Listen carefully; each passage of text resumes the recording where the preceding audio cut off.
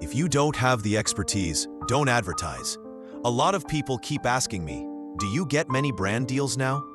Honestly, not that many, but not too few either. Some of the offers are pretty sweet. Still, I turn them all down. Simple reason, I don't know jack about those products. From the raw ingredients to how they're made, sometimes even the paperwork is shady as hell. If something goes wrong, I'm the one who'll get dragged first. Take a few bucks now, and then get slammed online later? That bitterness doesn't go down easy. It sticks in your throat. Hello, my little bees. The curious, the newly stung by life. These days, everyone from KOLs to celebrities is getting wrecked. Over pills, supplements, even baby formula. And let's be honest, most of these people, genuinely kind. The kind who've always been loved by everyone. Even if you don't like them, there's really nothing bad to say about them. They've been good role models, spreading positivity, contributing something valuable to society. Praised by all, adored by many. You can say their influence is massive. Just one sentence, one post, one short video is enough to win trust from countless followers. Their influence isn't that different from the so-called gurus online. But here's the thing, they're not divine. They're not perfect. They don't have some all-knowing brain where every word is truth, every move is flawless, every thought is clear. They're just like you and me, regular humans, still wrestling with ego, anger, craving, still stuck with outdated thoughts, clumsy habits, and messy internal junk they haven't cleaned up yet. Because the journey of a person's life is really just a long string of thoughts and actions. Through that process, we slowly shape ourselves. You could call it our identity. And that's really important. Figuring out who you are is one of the most crucial things in deciding how your life unfolds, whether the next chapter feels joyful or painful. If you don't know who you are, you'll tend to make dumb choices. And dumb choices, they usually lead to self-destruction. So, how do you start to know who you are? The easiest way, know this: the things you should do, the things you shouldn't do, and the things you absolutely must never do, based on your role and your path. That's how we survive, gracefully, wisely, in the middle of this chaotic, wed-up society of ours.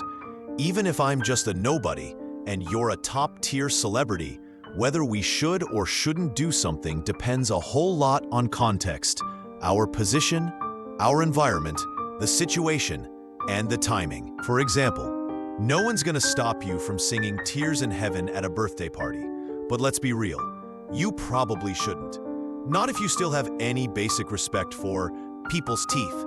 No one's going to publicly shame you if you're just a regular person with no fame and you switch partners like you switch t-shirts. At worst, people might call you a bit of a flirt, maybe even a player. But if you're a public figure, now you're suddenly the worst human alive, a scumbag, a walking scandal that everyone piles on. Because the same people who lifted you up, they can tear you down just as fast. And why did they lift you up in the first place? Because, even if unspoken, they expected you to be better. Someone with glowing morals, blinding talent, a face the public can trust, a person who represents the dreams and values of millions. So even the tiniest stain, and boom, it's over. You're sunk like you were never even afloat. Sure, some people recover, but the damage, it's there. So regardless of your status, whether you're famous or just a regular human, don't say or do things you don't know, don't understand, don't use, or aren't responsible for. If you're an actor, what do you really know about formulas, ingredients, or the technical makeup of a can of powdered milk? Sure, some may know. A few might even know quite well. But let's not kid ourselves. Most don't. Most people just see a safety certificate, feel reassured, and suddenly they're ready to twist their tongue and speak like a renowned scientist. a miracle-working doctor, or a veteran expert with decades in the field. But wearing the robe doesn't make you a monk. No matter how slick the delivery, how convincing or ear-pleasing your words are, it doesn't change the truth. You're not a scientist. You're not a doctor. You're not an expert. So, don't do their job. Don't take on their responsibility. Don't invite trouble you weren't built to carry. Let's say the product claims to do XYZ. Okay, fine. Let's assume that's true. Then what you should say is, according to the brand, this product has XYZ benefits.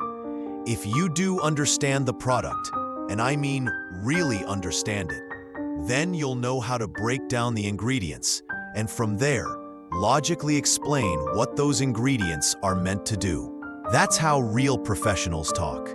Not parroting taglines, not inventing miracle claims, not pretending to be someone you're not. Of course, it also depends on your thinking. But if you don't know jack about the product, then at the very least, use it for a while and give an honest, personal take. Did it seem okay? Did it feel all right? Any side effects? That's your personal experience, and no one can force you to take responsibility for how something made you feel. Unless, of course, you deliberately misrepresent it. If you knowingly lie, exaggerate, or mislead about a product, then even the gods can't save you.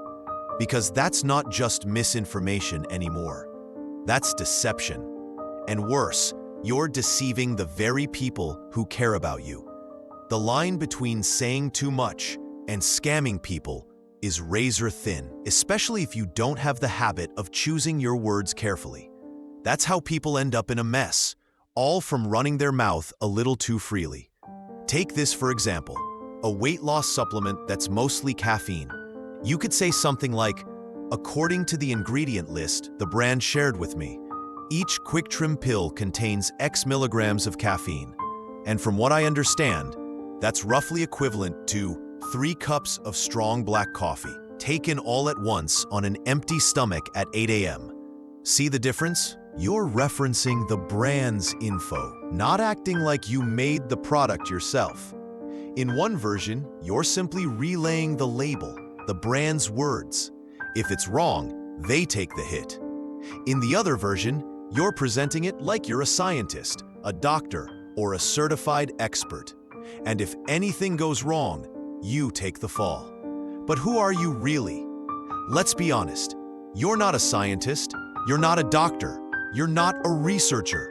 So where does that confidence come from to gamble your whole reputation like that? Because when things go sideways, consumers have every reason to believe you were the manufacturer, or you took a fat commission to spin the truth. Either way, you lose. Remember that whole quick trim scandal with Kim Kardashian?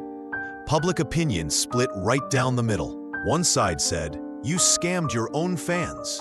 You took the trust of millions and used it to promote a product that did nothing but spike heart rates and shrink wallets. No due diligence, no accountability. Just a few glowing posts, grab the check, and dip. The other side said, she's a sweet person, just said what she thought. She tried it, thought it worked, and shared it. Nobody forced people to buy it. So what? Now every time someone posts about a product, they need to be a medical expert.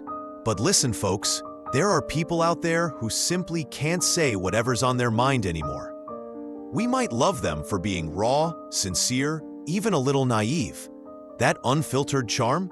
Sure, it's endearing, but the thing is, they've reached a point where their words influence millions. So even if their intentions are innocent, even if they speak with that same wide-eyed honesty, let's be honest here. Best case, they didn't know better. That's just being irresponsible. Worst case, they did know better and still chose to say it. That's not innocence. That's exploiting public trust for personal gain. Now, what's truly going on behind the scenes? Only they know. It's not my place to judge. The whole thing happened a while ago anyway. I'm only talking about it now so no one says I'm trying to ride the hype train. And more importantly, to leave a little reminder for all of you who are selling things or partnering with brands. Learn the lesson. Be very careful with your words. If you're speaking from information the brand gave you, cool. You're holding the handle of the knife. But if you're speaking from personal opinion with zero expertise in that field, then you're holding the blade. And when things go south, the brand will drop you in a second. Did I ever tell them to say that? That's all on them. They made it up.